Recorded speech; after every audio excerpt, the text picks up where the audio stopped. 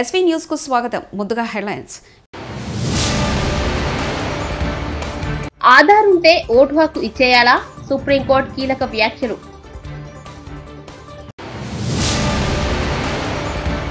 అమరావతిలో శ్రీవారి ఆలయ విస్తరణకు సీఎం చంద్రబాబు భూమి పూజ.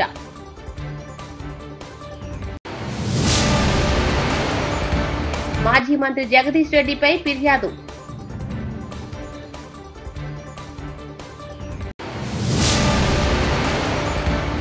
ఎల్లో మీడియా ఏడుపు, జగన్ కు దిష్టి చుక్క. ఎన్నికల సంఘం తెచ్చిన స్పెషల్ ఇంటెన్సివ్ రివిజన్ ఓటర్ల జాబితాలను సవాలు చేస్తూ దాఖలైన పిటిషన్లపై దేశ అత్యున్నత న్యాయస్థానం సుప్రీంకోర్టు కీలక వ్యాఖ్యలు చేసింది. ఆధార్ ఉన్న విదేశీయులను ఓటు వేయడానికి అనుమతించవచ్చా అంటూ సుప్రీంకోర్టు పిటిషన్లను ఎదురు ప్రశ్నించింది. ఆధార్ కార్డు దేశ పౌరసత్వానికి సంపూర్ణ రుజువు కాదని పేర్కొంది. తమిళనాడు, కేరళ, పశ్చిమ బెంగాల్లో సర్ కసరత్తుపై ఈసీ నిర్ణయాన్ని సవాల్ చేస్తూ దాఖలైన పిటిషన్లపై తుది విచారణను సుప్రీంకోర్టు బుధవారం చేపట్టిన సంగతి తెలిసిందే. అమరావతిలోని వెంకటపాలెంలో వెంకటేశ్వర స్వామి ఆలయ విస్తరణకు సీఎం చంద్రబాబు గురువారం భూమి పూజ చేశారు. 260 కోట్లతో 2 దశల్లో పనులు చేపట్టనున్నారు. ఆలయ ప్రాకారం, మహారాజ గోపురం, ఆంజనేయ స్వామి ఆలయాలు నిర్మించనున్నారు. మాడ వీధులు, అన్నదాన కాంప్లెక్స్ నిర్మాణాలకు సీఎం శంకుస్థాపన చేశారు. ఒక పవిత్రమైన దేవాలయం వెంకటేశ్వర స్వామి దేవాలయాన్ని మనం ఇక్కడ నిర్మాణం చేసుకోవాలని ఒక సంకల్పాన్ని చేశాం. కలియుగ దైవం అమరావతి, దేవతల రాజధాని అమరావతి అయితే మన రాజధాని అమరావతి. అంటే ఈ రెండు కూడా ఏ విధంగా సింక్రనైజ్ చేయని ఆలోచిస్తే, ఇంకొక పక్కన మన రాష్ట్రంలో కలియుగ దేవుడు వెంకటేశ్వర స్వామి ఇక్కడ ఈ యుగంలో అవతరించారు. ఇది ఒక ఆలోచన. ఈరోజు మీరు చూస్తే 2019లో ఆలయాన్ని నిర్మించాలని ఒక సంకల్పం చేసి పేరు పెట్టినప్పుడే వెంకటేశ్వర స్వామి కూడా నాకు ఆ సంకల్పాన్ని ఇచ్చాడు, అమరావతి పేరు పెట్టాలని. అందుకే పేరు పెట్టాం. అదే సమయంలో నేను ఒకటే ఆలోచించాను, ఈ సందర్భంగా ఒక్కసారి ఈ ప్రాంత రైతుల్ని పూర్తిగా మనస్ఫూర్తిగా మరొక్కసారి ఈ సన్నిధిలో వారందరికీ ధన్యవాదాలు, కృతజ్ఞతలు, అభినందనలు తెలియజేస్తున్నాను. ఎప్పుడైనా ఒక పవిత్రమైన కార్యక్రమాన్ని సంకల్పిస్తే ఆ పవిత్రమైన సంకల్పానికి కూడా ప్రజలు సహకరించాలి. ఇక్కడుండే రైతాంగం సహకరించి 29,000 మంది రైతులు 33,000 ఎకరాల భూమి స్వచ్ఛందంగా, మీరిప్పుడు డబ్బులు లేవు కాబట్టి ఒక కొత్త విధానం ల్యాండ్ పోలింగ్లో మేమిస్తామని చెప్పిన రైతాంగాన్ని మరొక్కసారి అభినందిస్తున్నా, ధన్యవాదాలు తెలియజేస్తున్నా. దానిపైనే ఆ సంకల్పం కూడా మీ అందరిలో వెంకటేశ్వర స్వామి కల్పించాడని నేను మనస్ఫూర్తిగా నమ్ముతున్నాను. 25 ఎకరాల భూమి, పవిత్రమైన ప్రదేశం, కృష్ణా నది ఒడ్డున వెంకటేశ్వర స్వామి దేవాలయం. ఇది ఒకసారి గుర్తు చేసుకుంటే అదే మనకు ఒక శక్తినిస్తుంది. అందుకే ఈ అమరావతిని కూడా ఒక్కసారి నేను గుర్తు చేస్తున్నాను. ఇది ఏమాత్రం మీకెవ్వరు కూడా అనుమానం అవసరం లేదు.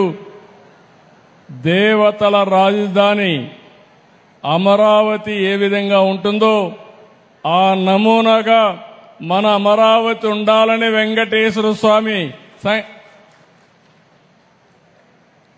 వారిని కోరుతున్నా. నాకు ఒక నమ్మకం ఉంది. 2003 నేను ఆ రోజు మీరు చూస్తే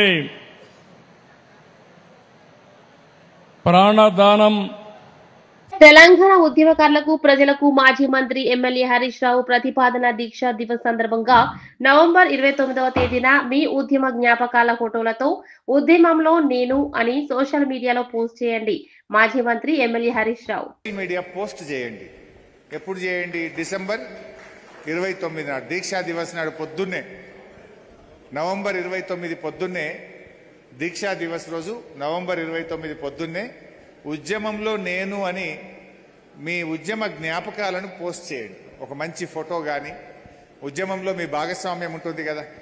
ఓ రోజు రాస్తారోకో చేసి ఉంటారు, నిరాహార దీక్ష చేసి ఉంటారు, అరెస్ట్ అయ్యి ఉంటారు, పోలీసుల చేత పోరాటం చేసి ఉంటారు. మనం ఎన్నో పోరాటాలు చేసినాం ఉద్యమంలో.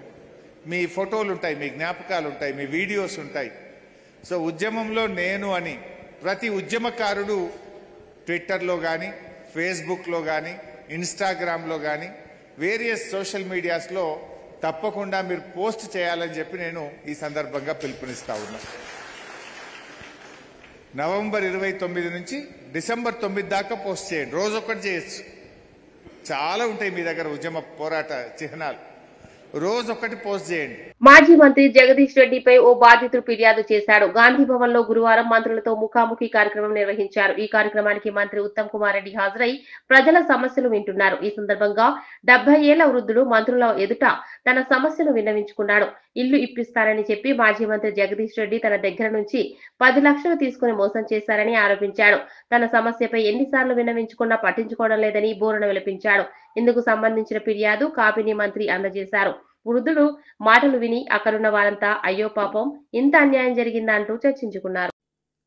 ముఖ్యమంత్రి మంత్రుల బంధువులు 400 మంది పెట్టుబడిదారులు కలిసి 5 లక్షల కోట్ల తెలంగాణ ప్రజల ఆస్తిని, 4 కోట్ల తెలంగాణ ప్రజల ఆస్తిని పంచుకోవడానికి తెరదీసిన కుట్ర ఈ హిల్ట్ పాలసీ. మేము డిమాండ్ చేస్తూ ఉన్నాం పార్టీగా, వెంటనే మొత్తం లిస్టు బయట పెట్టండి, ప్రజల ముందు పెట్టండి. ఎవరెవరో లబ్ధిదారులు దీంట్లో 50 గజాలు 100 గజాలల్లా ప్రభుత్వ భూమిలో పాపం దిక్కులేక గుడిసేసుకొని రూమ్ కట్టుకుంటే ఇద్దరు భార్య భర్తలు కష్టం చేసి హైడ్రా పేరు మీద దుర్మార్గంగా వాళ్ళని కూలగొట్టి, వాళ్ళ ఇల్లు కూలగొట్టి, వాళ్ళను నిమిషాల మీద గూడు లేకుండా చేసి 2,000 ఎకరాల భూమిని పంచుకుంటామంటే కేవలం 40 మంది దొంగలం, తింటామంటే తెలంగాణ ప్రజలు ఎందుకు ఊరుకుంటారు? మీరు పెడతారా లేదా 2 రోజులు సమయం ఇచ్చి మేమే బయట పెడతాం. మొత్తం దొంగలు ఎవరో, కలిసి దోసుకుంటున్న కుట్రదారులు ఎవరో అందరి పేర్లు కూడా బయట పెడతాం మేమే.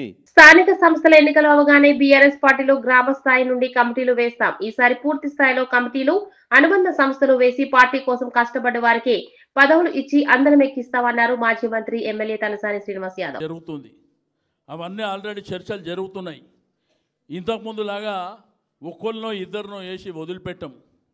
ఈసారి ఫుల్ ప్లేజ్డ్గా కమిటీ అంతా ఉంటుంది. అధ్యక్షుడు ఉంటాడు, అధ్యక్షుని తర్వాత కమిటీలు ఉంటాయి, ఆ తర్వాత అనుబంధ సంస్థలు, మహిళా కమిటీ కానీ, యువత కమిటీ కానీ, విద్యార్థి కానీ, మరి అదేవిధంగా కార్మిక విభాగం కానీ, బీసీ విభాగం కానీ, ఇట్లా అన్ని కమిటీలు కూడా మరి రాబో జనవరిలో, ఫిబ్రవరిలో ఆ కార్యక్రమాలు ఉంటాయి. ఈసారి తప్పకుండా మరి ఎవరైతే పార్టీ కోసం కష్టపడుతున్నారో వాళ్ళకే ప్రయారిటీ ఇచ్చి వాళ్ళని అందలం ఎక్కించాలి, వాళ్ళతోనే పార్టీని ముందుకు తీసుకువెళ్ళాలనేటువంటి ఆలోచన పార్టీకి ఉన్నదని చెప్పి నేను ఈ సందర్భంగా తెలియజేస్తూ ఉన్నాను. ఆంధ్రప్రదేశ్ మాజీ ముఖ్యమంత్రి వైఎస్ జగన్మోహన్ రెడ్డి పర్యటనకు వస్తున్న జనసందోహాన్ని చూసి తెలుగుదేశం, జనసేన, బీజేపీ కూటమి నేతల్లో రైలు పరిగెడుతున్నాయి. రాజకీయ ప్రత్యర్థులు కాబట్టి ఈ పార్టీలు నాయకులు జగన్ పై, ఆయన పర్యటనలపై విమర్శలు చేయడం సహజం. కానీ స్వతంత్ర మీడియా పేరు చెప్పుకునే ఎల్లో మీడియా కూడా గుక్కపెట్టి రోధిస్తున్న తీరు మాత్రం జనంలో నగుబాటుకు గురవుతోంది. ఈనాడు, ఆంధ్రజ్యోతి, టీవీ5 వంటి సంస్థలు బరితెగించి చేస్తున్న చిల్లర విమర్శలు కాస్త వారి దిగజారుడుతనానికి నిదర్శనంగా నిలుస్తున్నాయి. జగన్ కొద్ది రోజుల క్రితం ఒక వివాహానికి హాజరయ్యేందుకు అనంతపురం సమీపంలోని రాప్తాడుకు వెళ్లారు.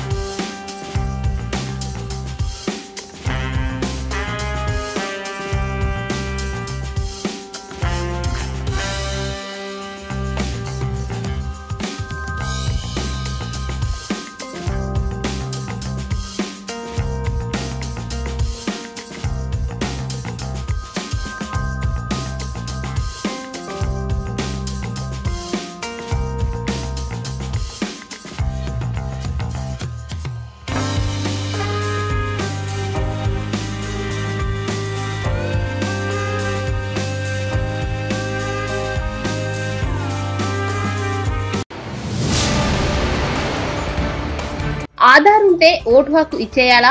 సుప్రీంకోర్టు కీలక వ్యాఖ్యలు.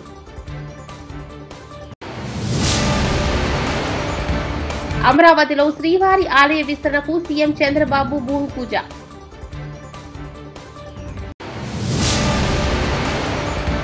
మాజీ మంత్రి జగదీష్ రెడ్డిపై ఫిర్యాదు.